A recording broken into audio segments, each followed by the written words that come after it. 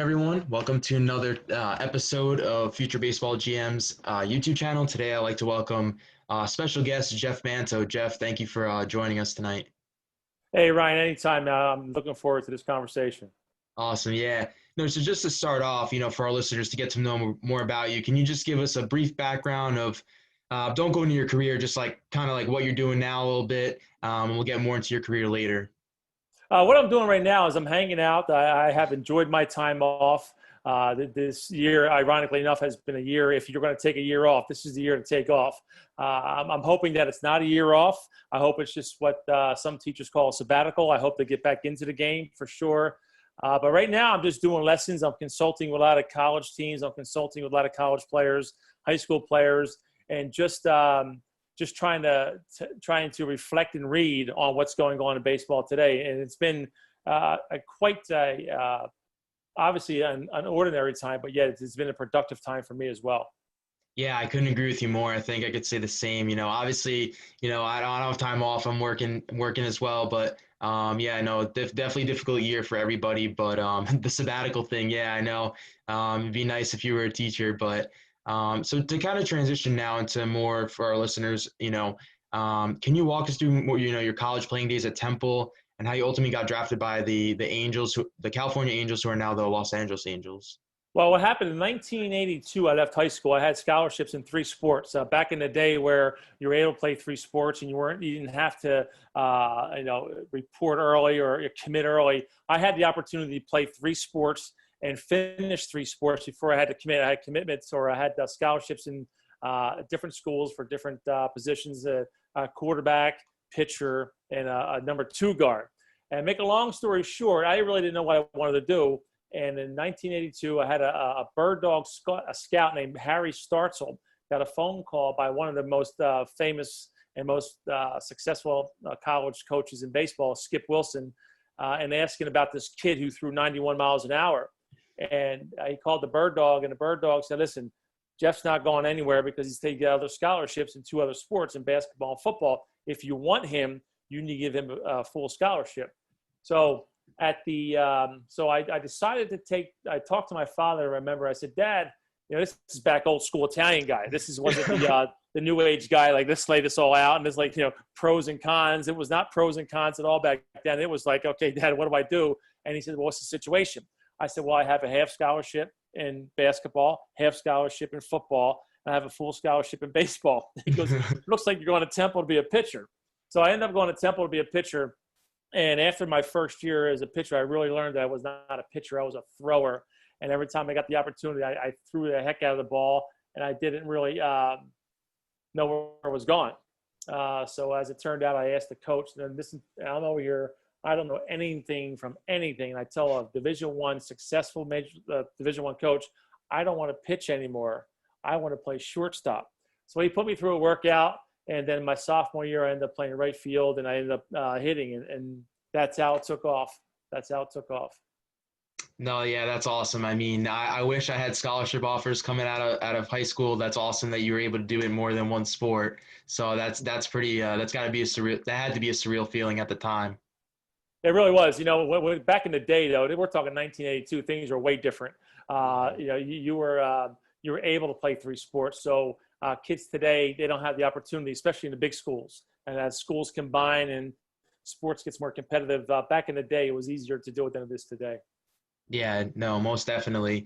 So, kind of transitioning into back in your, when you just started your career at the Angels, what was something that, you took from that experience and that you applied to the other organizations that you went to go play for throughout your 15, 16-year career?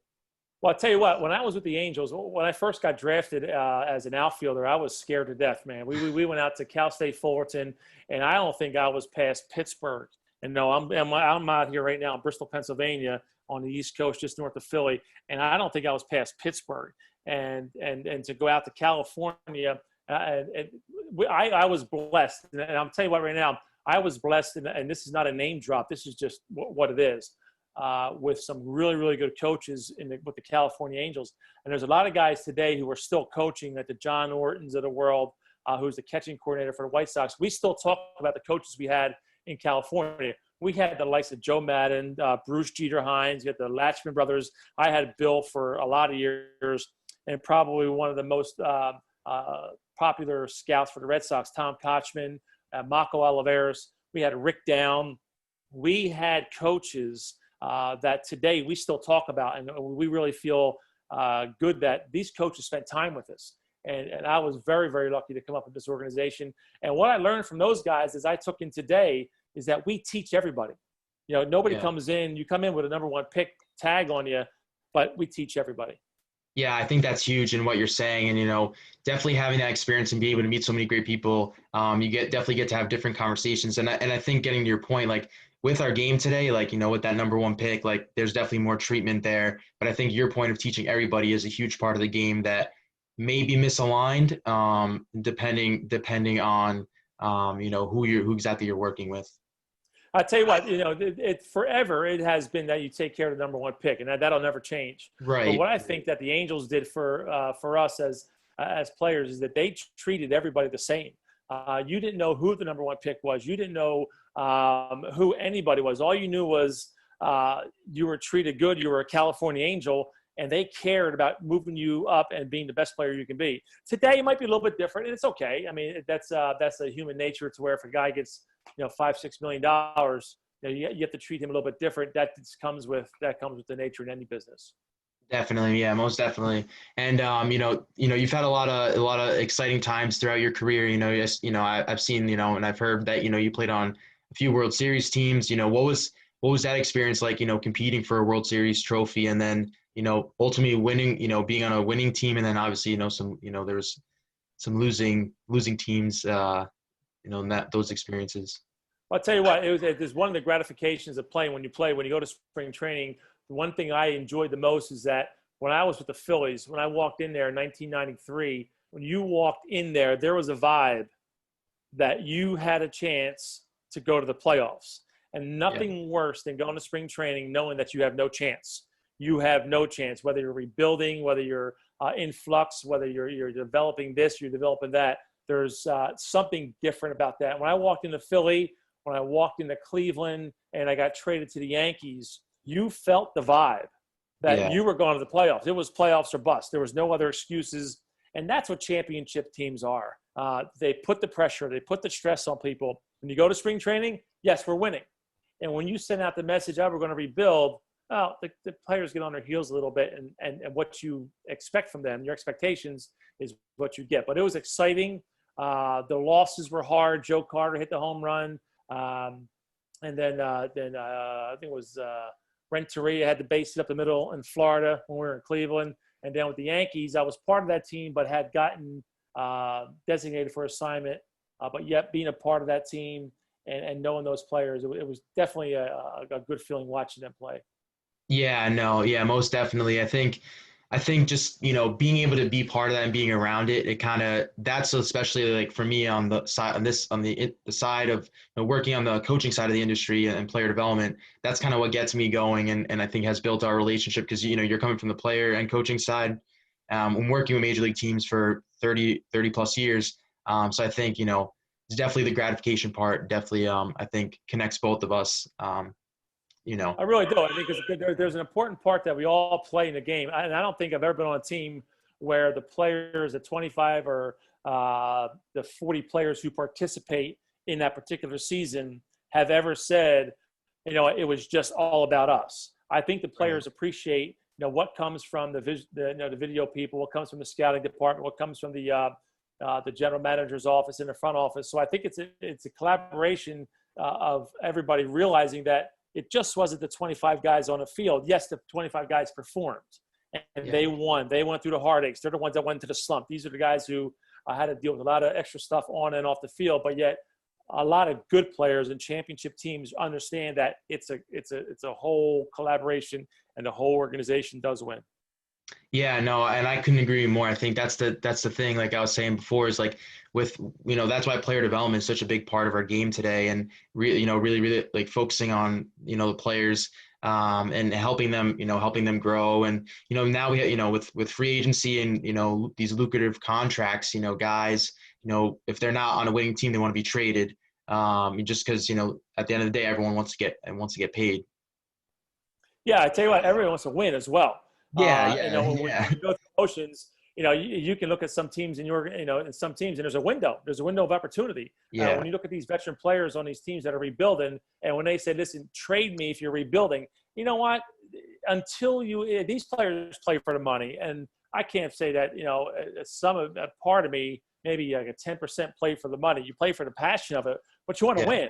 When you know you're going to spring training and you're going to lose 100 games, that's not a good feeling. And yeah. these players who expose their passion to win, hey, guess what? I want to win. And I think that a lot of good general managers will, abide or help along the way. If a player says they want to win, well, yeah, that's why you play. Exactly, exactly. No, I definitely agree with that. And kind of, relating back to your career, throughout it, was there anything that you would have done differently? Like, and to, I guess, a question to back off that, like, were you satisfied with the career with the career you had?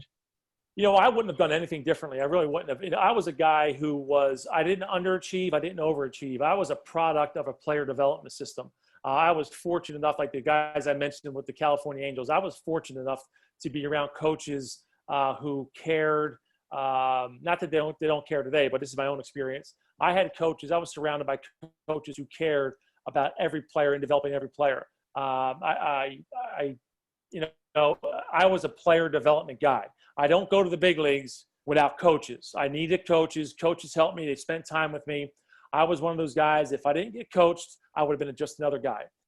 Do anything different? Absolutely not. I spent my time on the field working hard. I spent my time rolling in bed, not having like the anxiety, why didn't I get a hit, and worrying about stuff. I was a good teammate. I wanted to win. I wanted to develop. I was in a weight room. I did everything I possibly could, but I knew my limitations and I knew who I was, and I was treated accordingly. And with that, I had the opportunity. I took advantage of it. Things worked out, and I was able to squeeze, 4.5 years out of it. Yeah, no, I definitely hear where you're coming from. I think, that's something a lot of players think about, after their playing days. Like, was I satisfied with my career? Did I get everything, that I put into it? So I think that definitely is good to hear from, a former player. Yeah, I tell you what, when I was done playing, I was in Buffalo, New York, and I remember sitting at my locker, and I'm thinking to myself, I don't know if I have the energy. We had just gotten beat in the playoffs, and if you ever played in Buffalo, it's a special place to play. There's no better place in the minor leagues to play other than Buffalo because they want to win. And I remember we got beat in the playoffs. I was sitting in my locker. I could not fathom getting ready physically and mentally for the next year. So I feel as though I left everything on the field.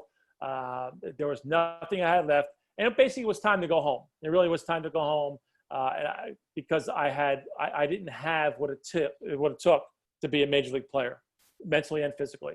Right. Yeah. I mean, the toll, 162 games year after year can, really, as mentioned, like it gets to it probably, it gets to you at some point where, you put in your time, and then, when it's time to go, when you're ready. When it's time to go. They say let them take the uniform off you. Yeah, you're right. That's the point you get to, and that's the point I was at. I had nothing left in the tank. I was very fortunate. I met a ton of great people along the way. I was treated fairly. I understood the system. I understood how the game worked. I understood how the 40-man roster worked. If you were to ask me, would I have ever thought that I would do things I did in the big leagues, I would have said you're crazy. But I was fortunate enough, again, to be surrounded by some really, really good people and took advantage of it. Yeah, no, that's awesome. And then to kind of transition into our next part of our conversation, we all deal with adversity in our lives. I'm sure, a lot of us are dealing with some adversity right now in these tough times, but to kind of go back to your baseball career, was there one example of where you faced adversity that you can share with our audience? Yes, as a matter of fact, I was there. There was a lot of adversity I had in my career, and some of these things that were like kind of, when I look back on it, I lost a sister, I lost a brother, and some accidents that just not fathomable. But what happened? All the adversity that I turned my adversity into working out. My morning of family loss, the morning of problems at home, problems everywhere. I put that energy toward my work. When I was in Colorado Springs is when, okay, I lost my sister in a tragic car accident. Well, here's the deal. I didn't mourn and complain and poor me. I mourned in the batting cage. I mourned through a bucket of ground balls. I mourned by playing. So that type of energy, I had the ability to redirect the energy into something positive. And there are some things where I missed flights and onto different types of different cities. But you know what? Every mishap, every tragedy, every thing that went bad, I turned into a positive, because this game can eat you alive and life goes on. Life absolutely goes on. And if you let this thing eat you up, you'll never get where you're going to. So for that, like many players, I had a ton of tragedy. I had a ton of hiccups, but yet the goal of getting to the big leagues, those little things that I could not control never got in my way. Yeah, no, and sorry for your losses. And I think that's how exactly how I think. Like you can't bottle up things inside of you, because it's going to tear you down. And if you turn the negatives into positives, like that's going to help you grow as a person and an athlete. And that's the way I try to approach my life every day, from times when I had faced adversity. You have to. There's Yeah. nothing you can do about it. You turn Yeah. these adversities, and there's a ton of cliches that go all through the internet, how to deal with adversity. But guys, until you face it yourself, and you don't know what to do, let me tell you something, man. It's You hard. have to just get up. You get up, and guess what? You can take a great bucket of ground balls. Go take a bucket of BP. Take some flips. Take the ball to the tee, and you work that energy towards something positive, and it goes away. Yes, you never forget about it, but yet it eases the pain. Exactly. And I'm the same way. Like, you talk about, bucket of balls to get that frustration out, or, whatever that adversity you're facing. And I do the same thing, when you're working out, and when I'm working out, like, if I'm, that takes away everything. And like, yes, yes, I may be frustrated about something, but like, I take it out by, working out and going to a baseball field, working with players and coaches. And that's what, continues to get me motivated. Just competing every day. And I think if you take the adversity part out, just focus on what you need to focus on, then you can do big things that you would have never have thought, like you mentioned. I agree. It's just one of those things you can't forget. Yeah, no, definitely. It's a good lesson for all our listeners. It really Uh, is, because if you think you're getting to this game and life's going to stop and life's going to be perfect on the outside, you're out of your mind. Because I tell you what, life doesn't stop on the outside of baseball. We are, as an industry, you're protected, because you're inside that bubble, you're inside the clubhouse, you're inside the stadium, and you have security guards that can't touch you. But when you go home, everybody's the same. Everybody goes to bed, they put their head on their pillow, and we all have problems. yeah, no, you couldn't have said it better. Because like the thing is too is on my side, like when people want to work in the game, they think it's very glamorous. Like you think it's this glamorous thing, but there's still life. There's still life. Yeah. Like there's work and there's real life. And I think that's the hardest part. People, they probably ask you, and people ask me, like, I'm just beginning my career. Like it's an awesome opportunity to work with the organization, but at the end of the day, like you still have your life, and your friends, your family. And I explain this to my friends and my family, like, it's awesome to work for, I got to work with the Orioles and working with you and the Tigers. But at the same time, like, I went home at night. I still had, everything else with life was still going on. And sometimes baseball, like, you work so much, it takes you away. It takes you away from that. Yeah, I tell you, I don't envy anybody in the game. Although I'm working for an organization now. I had to get used to this. And Yeah. I don't envy anybody in the game right now, because as I sit home and I spend time, with my wife and with my children, and I turn on TV and I see those coaches in the dugout, or I'll read something about the minor league coaches, thinking minor league coaches don't get paid anything. The video guys, as you know, don't get paid anything. Yeah. And I go, what the heck are you guys thinking? Because they don't value like what you do, and you have such a good, value. They don't value coaches. They don't pay them. And these guys still chase that carrot of that major league dream. And then once you reach that major league plateau, you're like, okay, now what? Yeah, exactly. Now, this is it. This is it. And so I don't envy these guys. Do I want to be in the big leagues? Absolutely. Did I enjoy my time in the big leagues? Absolutely. But when I get a chance to reflect and go, wow, that's a tough job they have, especially as a hitting guy.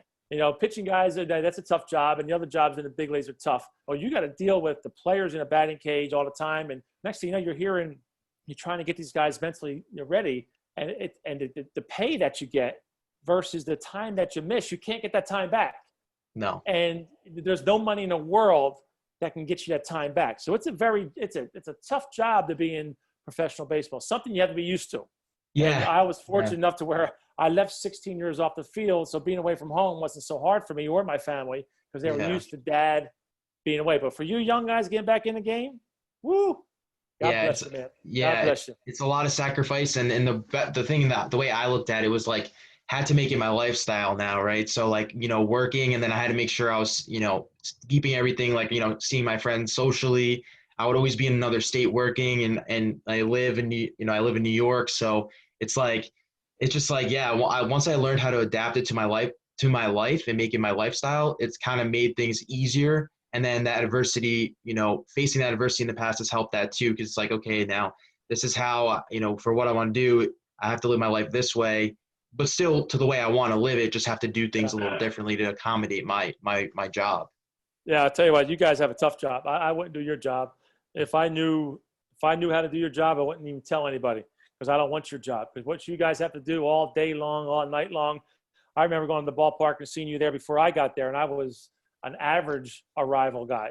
I got there at 2:00 in the afternoon. You're already there. And then they're Yeah. staying late, splitting tapes, and like you got to be out of your mind. Yeah. I, So it's a I, tough job. it is tough, but the thing is, what's rewarding is like, for example, for last season, seeing how well Delmarva did, and across the board, like that was a record year, and just seeing the way that those guys prospered at the end in September, even though we did not reach that South Atlantic League championship, I was proud of just seeing how the guys grew over the course of the season and how we Yeah. were able to do, a lot of different things in an organization that's rebuilding right now. Yeah, it's always when you see people win and are successful, it's always nice. Always nice. Yeah. So, more so like it was just, I didn't know like going in, it was my first year with the organization. So to see guys make, just from starting the point of the season in April, like not knowing exactly who the guys were. And then, now seeing them come, September, and now, they performed to their expectation and even better. It was, I think in the minor leagues, like, yeah, winning is not as important, but just to see like how they grew was, the most rewarding. It is. It really is. Every year it is. Yeah, no, definitely, definitely, and that's exactly why, like, you and I, we have that same, vision. Like we want to help players get better, and for you being a former player, you're able to, bring more knowledge to them than say myself, who I did play but not past high school. Yeah, it's always fun. It's always shared. I think some of the times when you're coaching, a big league story always tells a great story. Meaning that if I tell a story about what happened to me along the way, whether it be Double A, Triple A, or the big leagues, and the players seem to respond to that, and they realize that what, this is kind of cool. This is part of the package. This is part of the fraternity that we have. The conversations, the storytelling is always great. Yeah, definitely. And after your playing days, in the major leagues, you went on, work with the Pirates, the White Sox, and the Orioles, hitting coach and hitting coordinator roles. Can you describe to our listeners what that process was like working on the big league side, and then towards towards the end of your coaching career in the big leagues with the Orioles, and how that process was on the minor league side? Well, what happened? I got called by. I went to the Phillies soon after I played as a hitting coach and then a manager in Lakewood. And then I got a call from Brian Graham, who we all know, who was a very successful baseball man in his own right. Being a GM, minor league director, player, and third base coach in the big leagues. I had the opportunity to get with him, and he made my opportunity available. He called me to be a hitting coordinator in Pittsburgh. Highly recommended me to be the big league hitting coach in Pittsburgh. And soon after, I went and changed the regime, got picked up by the White Sox, and Brian brought me back to the Orioles. So the process was just the ability to just be in the right place at the right time, just have enough knowledge, enough communication skills to be able to coach 95 players and 10 coaches at each level, whether it was in Baltimore, Chicago, or Pittsburgh. So a lot of thanks goes to Brian Graham, who had the trust in me, had believed that I could do this job. And we all did it successfully. We developed some players that should not have been in the big leagues. There's guys that got big time contracts that should not have been in the big leagues. And again, thanks to Brian Graham, who entrusted a whole system to get things right. And so we together we did a lot of good things. Yeah, no, I definitely, and I think that's, that's a big thing in player development today is like, there's some guys that, are drafted by organizations, and if they're the way sometimes, like when you start developing them, they can become big league talent.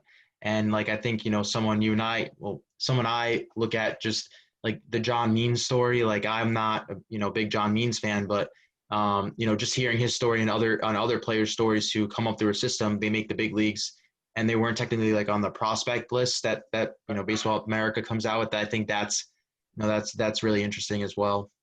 Well, that's what's going to happen in baseball today. I say this with the utmost respect. I don't know if there's enough coaches in the minor leagues who know how to develop a player.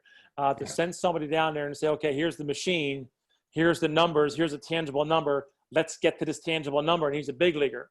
John Means was an absolutely development guy. He opened up his mechanics, got a better ride on his four-seam fastball. That's a development guy. Today, what they're doing is that they're just looking at a number and saying yes or no, which is kind of a shame, because the mid-range guys like myself who needed coaching, they're going to be missed. And it's going to be missed because there's not enough experience. There's not enough sample size of coaches. I don't know if they know how to develop a player. And that's what's going to be scary for baseball because, quite frankly, it's different. You just can't you can't turn on a machine and turn on launch angle. What's his launch angle? You can't just turn it on exit velocity. That plays, and that's important, but it's not the only thing. And you have the ability to teach the intangibles. That's what's going to hurt mid-range guys like myself. Yeah, no, and I couldn't agree anymore. And I know the big thing you and I talk about, in a lot of our previous conversations, the importance of player development, how the importance of player development in general, but the difference between the old school and the new school and the technology versus the eye test. And I know like we've had a lot of conversations about this, and I want our listeners to kind of hear how you try to implement both to make sure the right message is getting across to that player, whether you're working with or in general. Well, what happens is that the old school is the perennial school. It's been like this since 1840 when baseball started. So there's like the old school, and it's been like that. It's going to be like that. It's going to continue to be like that. What's happening today with these numbers, the numbers are relevant. These numbers do mean something, but I don't think the numbers should be put onto the field. I don't think you should take batting practice and your spin rate and your exit velocity pop up on a scoreboard, because all of a sudden you have the player worried about an outcome rather than worried about the baseball. And that's where it's going to get hairy. So now you have coaches who are saying, listen, a hitting coach going, listen, I have not done this. I have not walked into Fenway Park or Yankee Stadium. But listen, all you have to do is get a spin rate, exit velocity, or launch angle of 17. No. That's important. Okay? But please don't tell me what I need to do with launch angle when I walk into Fenway Park and I have 45,000 people down my throat. Give me an approach. Tell me what you did when you played at Fenway. Okay? Yes. So what happens, these numbers are relevant. They are important. There's a place for these numbers. But the problem is there are certain players who can't handle these numbers. And now you take a swing, you look at the scoreboard. Are you good? You bad? You indifferent? So now that's the problem where there's a development phase. Like you look at the players all over baseball, players that have been developed, you have to develop players. The numbers, they're fine, but they don't tell everything. And it's a shame because what happens is that there's not enough sample size. And some players are going to get left behind who could have been AAA big league players. And that's a great way to put it, because I think, just in terms of the way, player development is today, you're exactly right. I mean, last year when you came out to Delmarva, we had that up on the screen, and guys are just so concerned about that. And they're not thinking about, the baseball side, which is what they need to be Right. thinking about. And it's just like, I think it limits their development, because it's like, big thing with now with Dr. Piccarello, you and myself, with mindful athlete training, that's like a big thing, is like really thinking about what is going on in these players' heads, and in general, to figure out, what is it that they're not thinking about? Like, why are they so invested in this data, and not just thinking about baseball, or something else not even related to baseball? Right. And that's when you need to know how to be a coach. That's coaching. Yeah, Coaching is knowing the player, knowing what goes on at home, knowing what school they went to, knowing their personality, knowing yeah, what part of the country they came from, knowing what makes them tick. And just to go and say, exactly. listen, I don't know anything about you, but if you put a backspin or an exit velocity on his ball, it's going to happen. That's not true. So now you got kids swinging with snot and sweat and spit all over the place, and they're swinging and missing. Strikeouts are up, and you're going, this is crazy. This is absolutely crazy. But hey, guess what? It's what it is today. You deal with it, and hopefully, people are successful with it. Yeah, no, and I definitely agree with that. And mention, as you're solely, you're past your playing days and coaching days. Now you're focused on working, you're at your player development center in Pennsylvania. With what you do there, do you incorporate some of the technology that's being used, whether Blast Motion or Rapsodo, to kind of bring both parts of that development together? Yes, I do. Yes, I do. Because these numbers are relevant. And what I teach players today is like these players today, they have somebody to interpret the numbers, but they don't have anybody to interpret. Okay, now we have these numbers. What do we do? Yeah. Okay, you can have all the numbers you want. Okay, if you go get an MRI, you have a sprained ankle. Well, now what do I do? Well, there's no rehab. I don't know what to do, but I know you have a sprained ankle.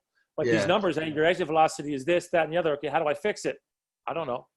Yeah. So that's the problem today. But here at the Player Development Center, I'm telling these kids how to up their exit velocity, what eye candy looks like inside of a batting cage, how to get through some of these showcases, because these showcase people, they don't know what they're looking for.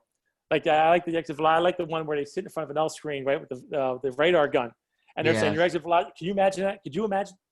You work so hard and you got a guy sitting in front of an L screen. Hey, swing as hard as you can. There you go. Let's measure exit velocity. Nice going, buddy. Okay, and launch angle. It's absolutely crazy. But what I do with the players is tell them, hey, the cleaner your mechanics get, the faster and better the ball comes off the bat. And Yeah. what's happening, the coaches today don't have a knack for that. They just have a knack for seeing the numbers. So we clean up mechanics. We tell the parents how to present themselves inside of a showcase. Yeah, for me, I've been this whole downtime, I've been coaching, been fortunate enough to coach around the area I live in. And that's the biggest thing with some of these kids today, like that I coach, they just don't, some of them, like their baseball IQ is like, it's not all there because they're cooped up inside all the time playing video games. And then Right. when they come to the field, I look at their mechanics is mechanics. Like I could look at it and I could tell them, this is what you're doing. I show them, exactly what they're doing. And then, you tell them that, try to process it, and it's like they still don't get it. So I think that's the biggest thing is players today, they need to learn their mechanics, and then everything else with this information in their data and that data will follow through. Right. Again, I agree 100%. What's happening too is that these players are getting bad rap. This travel baseball. That's another hysterical thing where these kids come in and do the travel thing as you're coaching. And when you go to a travel baseball game, it's one of the most selfish baseball teams ever. Okay. My kid hits, my kid pitches, my kid catches. All I want to do is see my kid perform. The college coaches, they sit behind the thing and with their glasses and they look like FBI guys. Okay. Like they're the radar guns and they have all this exit velocity information and they do all this stuff and they like the player. Then they get to college.